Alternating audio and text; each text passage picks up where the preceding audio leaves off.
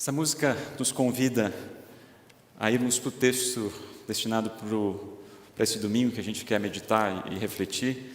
1 Coríntios capítulo 3, que somos servidores, somos servos de Deus, baseado no versículo 9, porque nós somos companheiros de trabalho no serviço de Deus e vocês são o terreno no qual Deus faz o seu trabalho. Mas eu quero convidar a congregação, peguem a sua Bíblia, 1 Coríntios capítulo 3, e a gente quer fazer a leitura desses versículos, versículo 1 até o versículo 9. Na verdade, irmãos, eu não pude falar com vocês como costumo fazer com pessoas que têm o Espírito de Deus. Tive de falar com vocês como se vocês fossem pessoas do mundo, como se fossem crianças na fé cristã. Tive de alimentá-los com leite e não com comida forte, pois vocês não estavam prontos para isso. E ainda não estão prontos, porque vivem como se fossem pessoas deste mundo. Quando existem ciumeiras e brigas entre vocês, será que isso não prova que vocês são pessoas deste mundo e fazem o que todos fazem? Quando alguém diz, eu sou de Paulo, e o outro, eu sou de Apolo, será que assim não estão agindo como pessoas deste mundo? Afinal de contas, quem é Apolo? Quem é Paulo? Somos somente servidores de Deus, e foi por meio de nós que vocês creram no Senhor. Cada um de nós faz o trabalho que o Senhor lhe deu para fazer. Eu plantei, o Apolo regou a planta, mas foi Deus quem fez crescer. De modo que não importa nem o que planta, nem o que rega, mas sim Deus que dá o crescimento. Pois não existe diferença entre a pessoa que planta e a pessoa que rega. Deus dará a recompensa de acordo com o trabalho que cada um tiver feito. Porque nós somos companheiros de trabalho no serviço de Deus. E vocês são um terreno no qual Deus faz o seu trabalho. Vocês são também o edifício de Deus. Se vocês quiserem deixar a Bíblia aberta, deixa ali do ladinho, que eu vou retomar alguns versículos bíblicos ao longo dessa exposição, dessa meditação.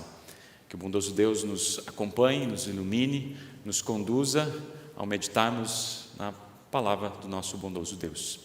Amém. A gente não leu todo o capítulo 3, nem é objetivo hoje a gente absorver todo o capítulo 3. A gente já nessas últimas semanas tem trabalhado versículo por versículo dessa primeira carta aos Coríntios. E é interessante a maneira como o apóstolo Paulo ele se preocupa com a igreja que é de Deus. Se a gente fosse ter um tema dessa carta, seria unidos em Cristo. O apóstolo Paulo se preocupa mesmo o que significa estarmos unidos com Cristo Jesus. E ao longo desses 3 primeiros capítulos ele vai mencionar e mencionou vários aspectos do impacto de estarmos unidos com o nosso Salvador Jesus Cristo.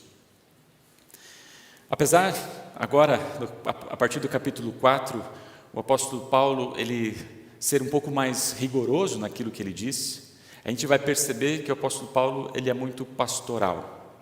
E em especial nesses versículos, capítulo 3, além de ele ser pastoral, ele quer fazer com que as pessoas tenham clareza e certeza daquilo que ele está compartilhando, do que significa eles estarem como igreja de Deus unidos no Senhor.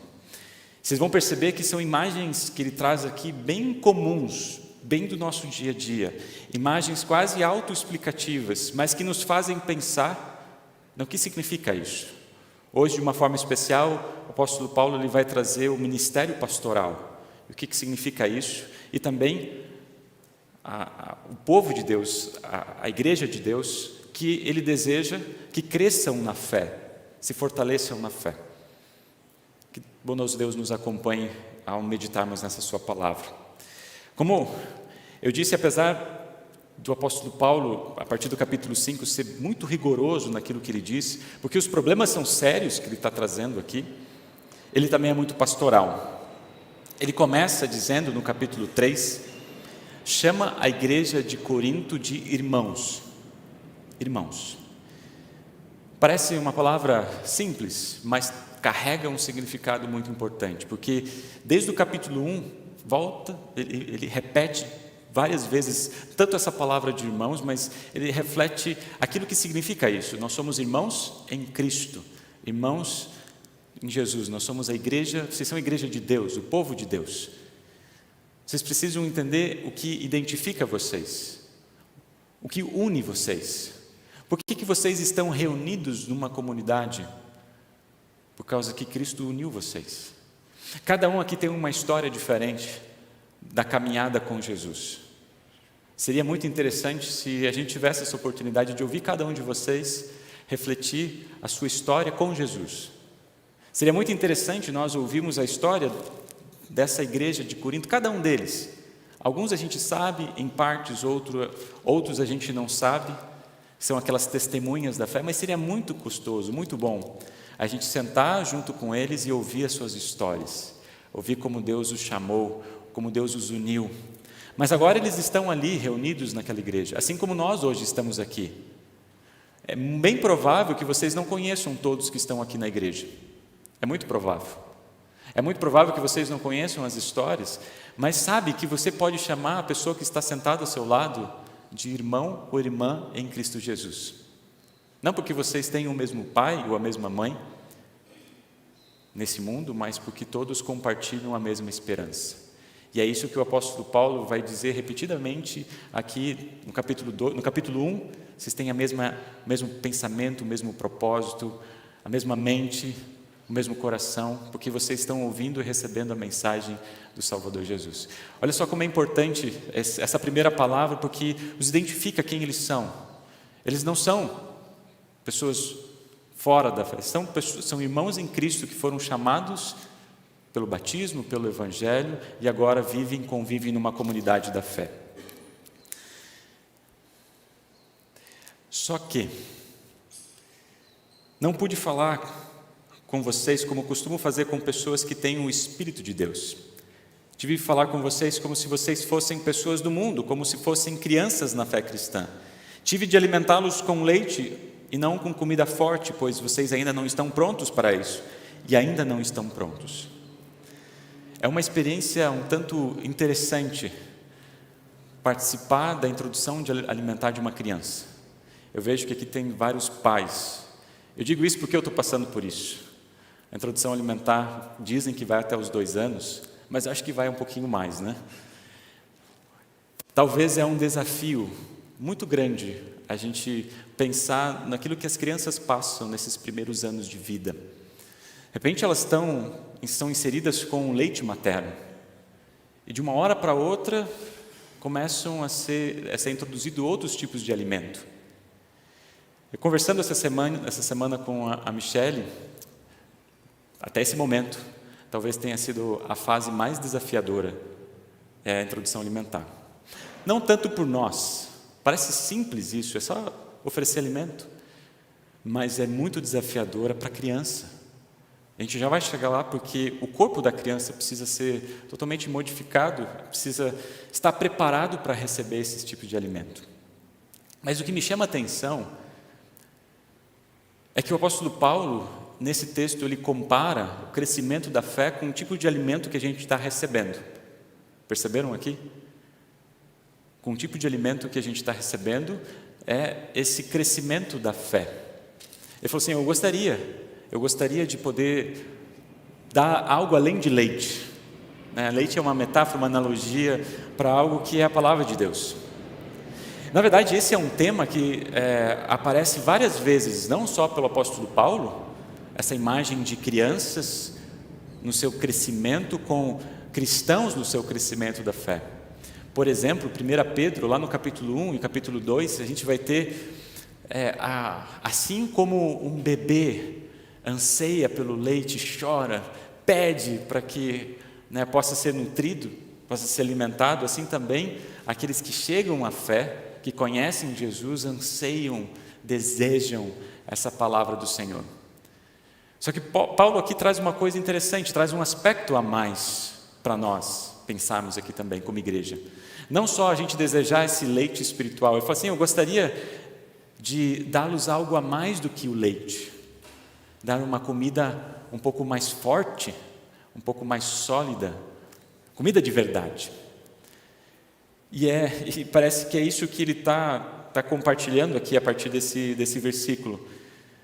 Mesmo depois de um tempo, ele ainda não consegue oferecer para a igreja de Corinto esse alimento um pouco mais sólido. A gente se pergunta por quê.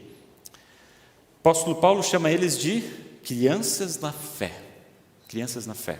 Chama essa congregação de crianças na fé. Semana passada, se lembra que a gente refletiu sobre a maturidade da fé?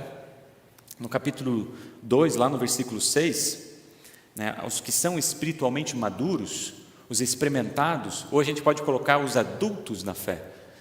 Paulo está fazendo essa comparação da igreja no sentido desse crescimento, né, espiritual. Mas parece que aqui há uma certa ironia quando ele traz esse tema aqui no capítulo 3 também. Por quê? Quando a gente lê o todo, a gente vê a epístola como um todo, essa era uma igreja que se achava espiritualmente madura, se achava espiritualmente adulta. Lá no capítulo 12 ao capítulo 14, era uma igreja que manifestava dons dos mais diversos, se falava em línguas, tinha profecias. E parece que hoje ainda tem uma certa tendência, igreja vibrante, igreja madura, igreja espiritual, é aquela que tem essas muitas manifestações espirituais no meio da congregação. Mas Paulo está falando, não é assim. Semana passada a gente disse que amadurecimento da fé não é aquilo que a gente faz, as questões exteriores, mas é aquilo que a gente recebe, aquilo que Deus nos dá.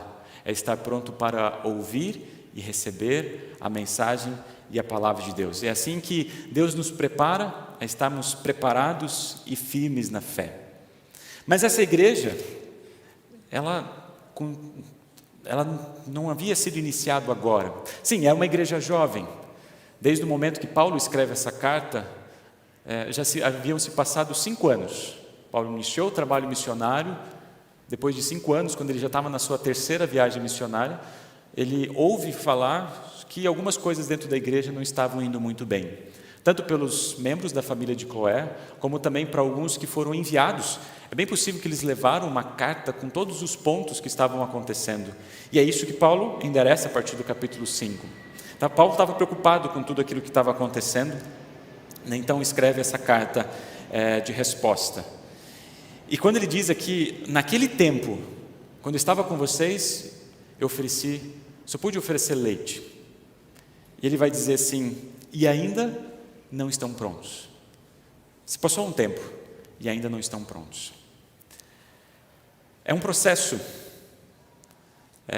passar essa introdução alimentar, passar do leite para a comida. Alguns de vocês já passaram por isso, ou estão passando.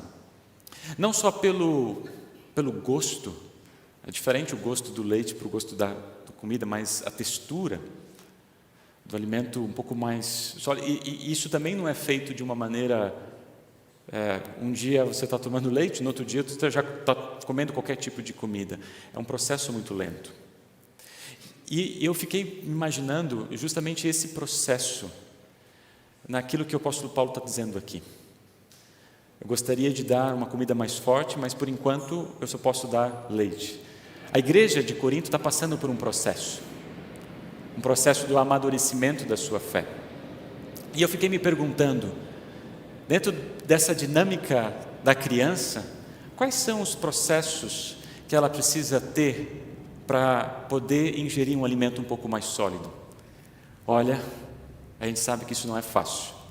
Quem tem criança pequena ou se lembra disso sabe que é um período muito difícil, muito complexo para a criança. Nós gostaríamos que essa fase passasse rápido, como um jogo. Simplesmente apertar um botão, você lembra daquele filme, né, que passava as fases da vida? Apertar o botão, passar dessa fase. Por quê? Porque a gente não quer que os nossos filhos sofram, não é?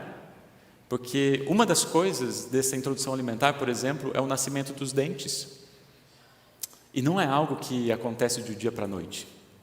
No mínimo 2 anos. E se você vê como eles sofrem, têm febre, ficam incomodados com aquilo, eu fico pensando, será que esse processo do leite para a comida Não pode ser também o processo daquilo que a gente passa para o amadurecimento da fé? O que está ali? Sofrimento. Sofrimento. A criança precisa sofrer para ter condições de lidar com aquilo que é um pouco mais sólido. Eu fico pensando, parece que é assim que Deus também trabalha conosco. Parece que é assim que Deus está trabalhando com essa igreja de Corinto. Está lidando com situações, crises, ali no versículo 4, que havia brigas, ciúmes, problemas, não somente dentro do culto, mas da comunidade. Eles estavam passando por momentos muito difíceis, estavam sofrendo.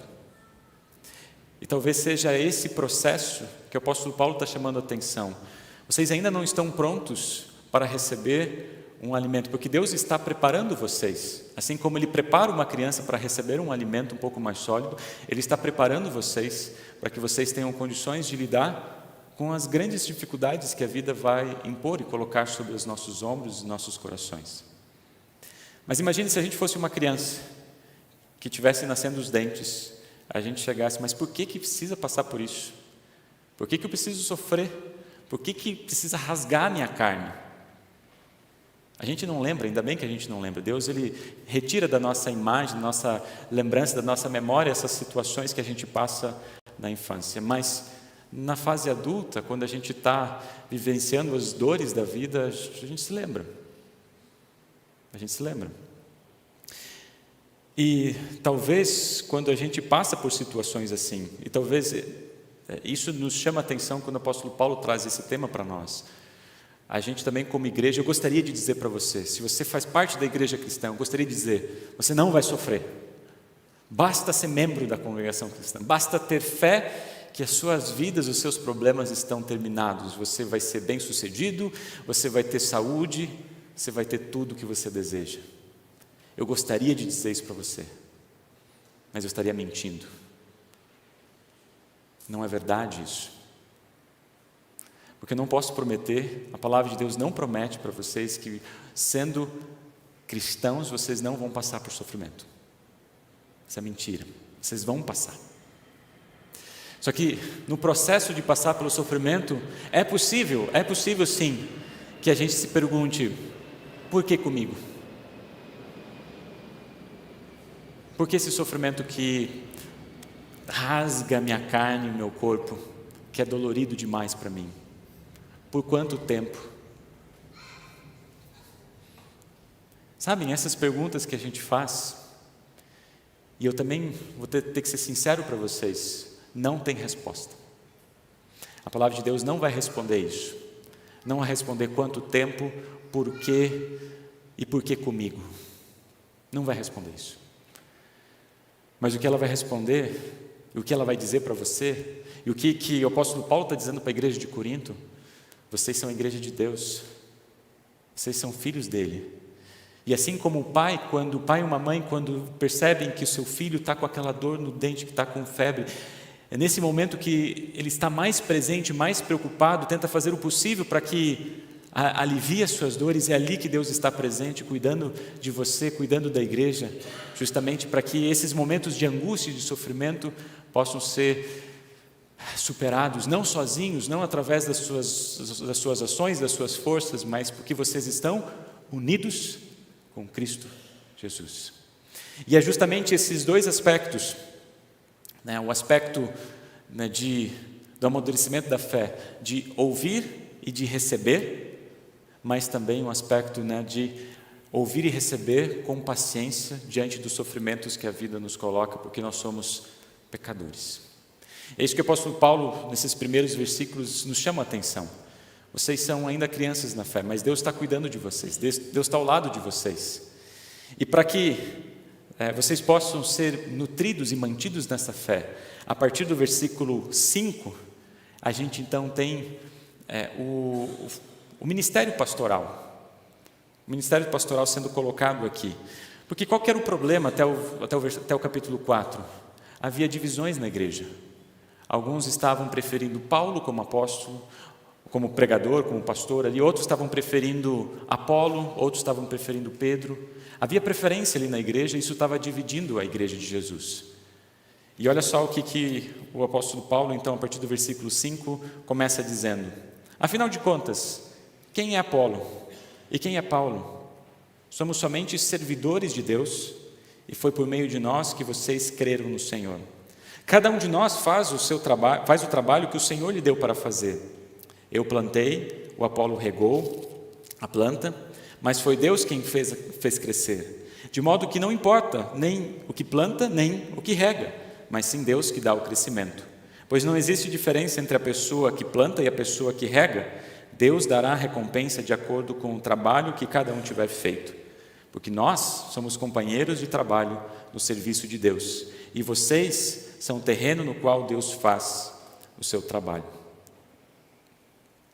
Aqui, a partir do versículo 4, versículo 5, a gente vai perceber alguns papéis, ou seja, qual que é a função de Apolo e de Paulo dentro do trabalho ali daquela comunidade, daquela igreja.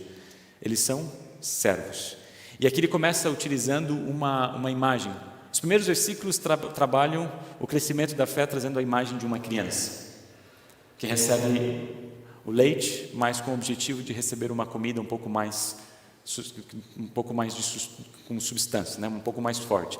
E a partir do versículo 5, a gente vai perceber qual que é a função do ministério pastoral, de Paulo e de Apolo, trazendo uma imagem também muito conhecida, tanto daquele tempo, como também dos nossos tempos, da agricultura, da plantação, do crescimento. Eu não sou agricultor. Eu nunca tive essa experiência de trabalhar e mexer com a terra. Talvez vocês já tiveram essa experiência, talvez vocês trabalhem com isso, ou já trabalharam com isso. Talvez você que esteja nos acompanhando, seja o seu trabalho.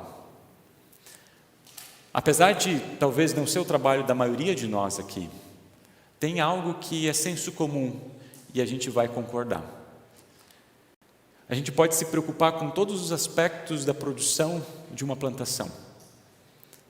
Preparar bem o terreno, escolher bem a semente, cuidar para que aquela semente ela não tenha nenhuma praga, sabe, todos os cuidados possíveis, porque qual é o objetivo que a gente quer?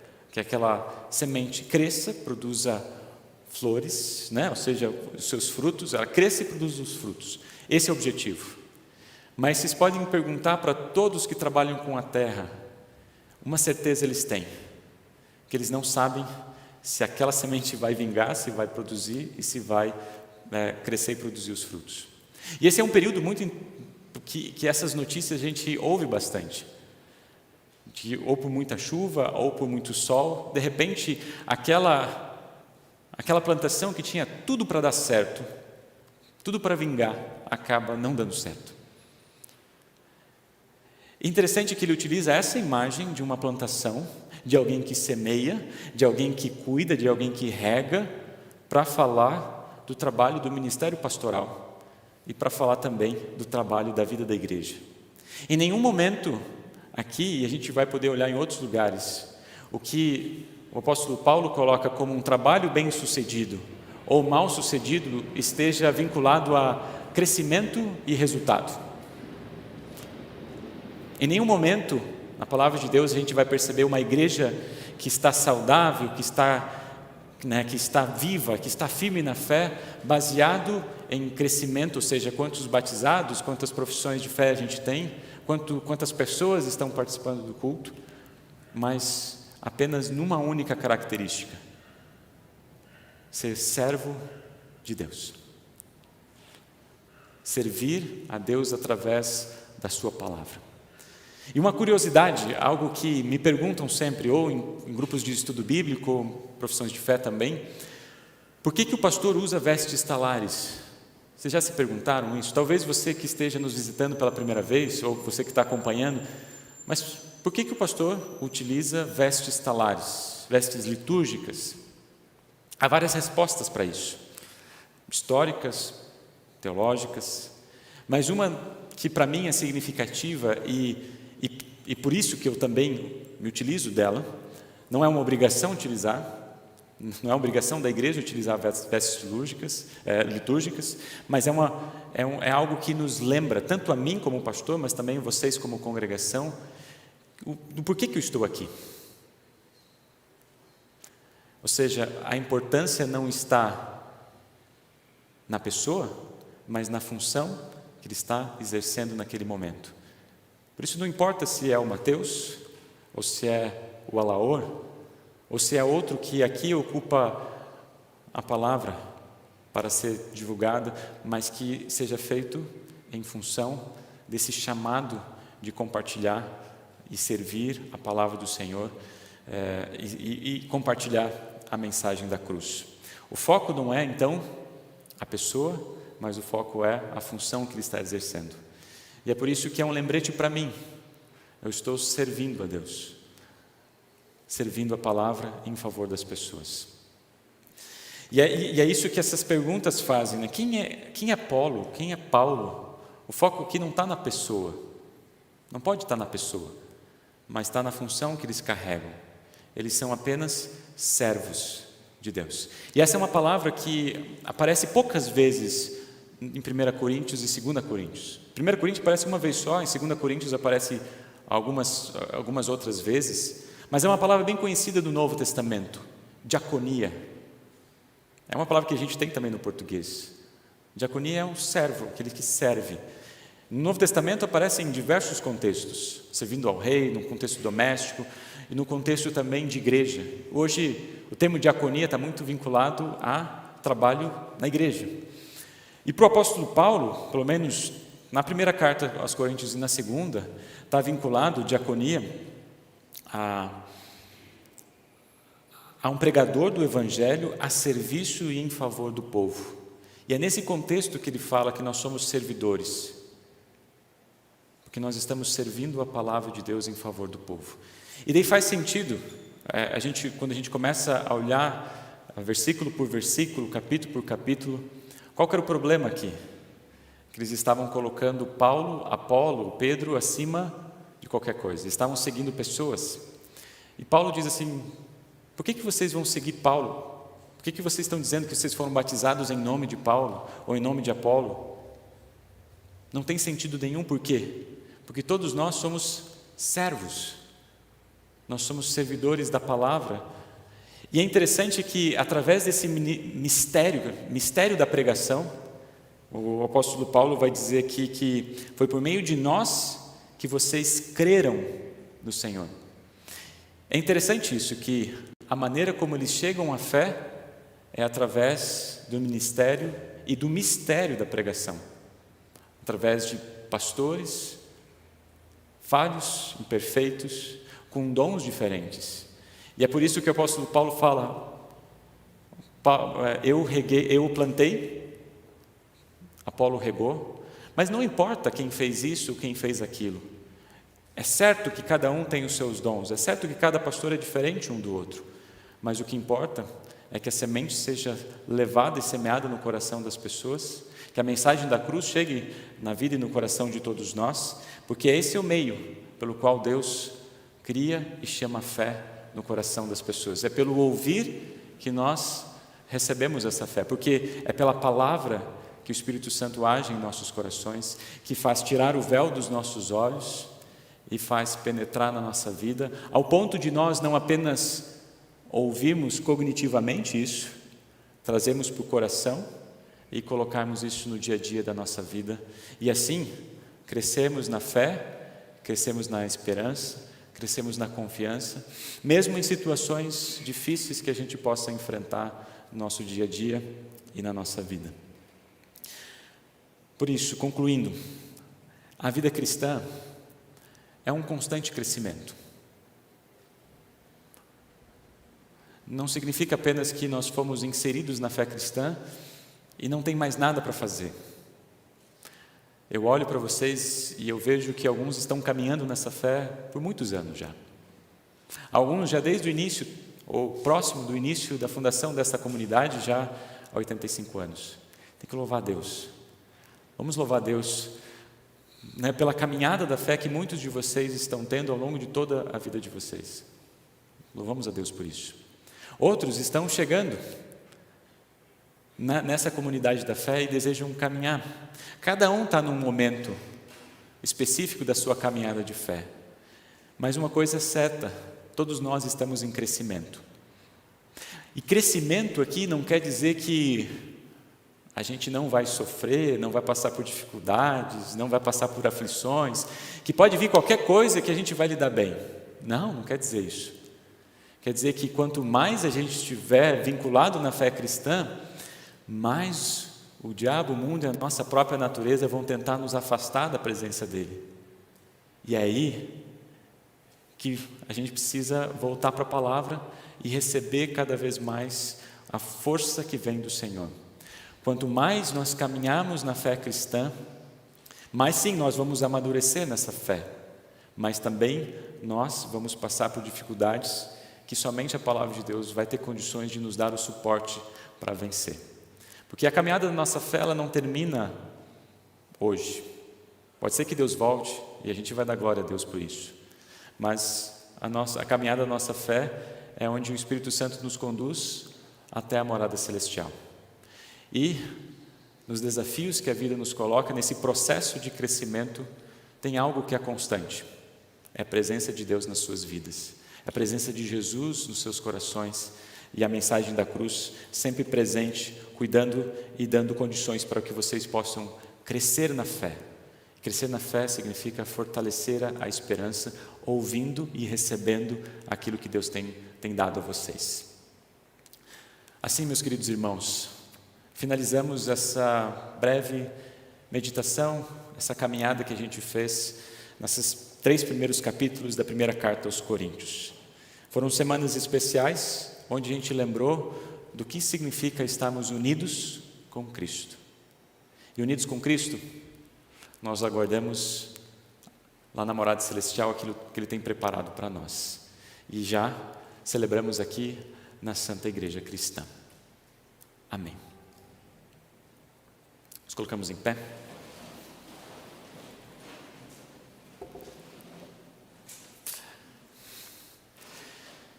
Que o bondoso Deus que supera o nosso humano entendimento, dê a cada um de vocês a certeza de que vocês são sim a igreja de Deus, o povo de Deus, que vocês foram enriquecidos na palavra, no conhecimento, que sim temos a mesma mente e queremos vivenciar o mesmo propósito, anunciando a mensagem da cruz, a mensagem do Cristo crucificado, nada mais, apenas a mensagem da cruz do Cristo crucificado.